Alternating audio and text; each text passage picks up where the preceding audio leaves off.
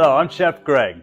For today's tips and tricks, we're going to look at the various ways to dispense our cheese sauces. You'll just have to ask yourself what fits into your budget and to your footprint. Okay, let's look at dispensing our cheese sauce in the steam table or bain-marie. Using a ladle is the easiest way.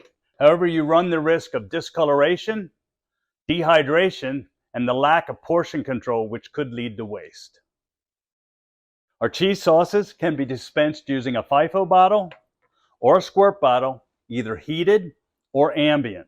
However, you will run into a little more labor filling and cleaning the bottles with the risk of slightly more waste.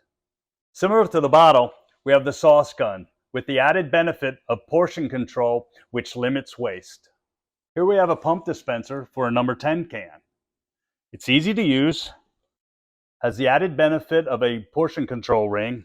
However, it will involve more rigorous cleaning.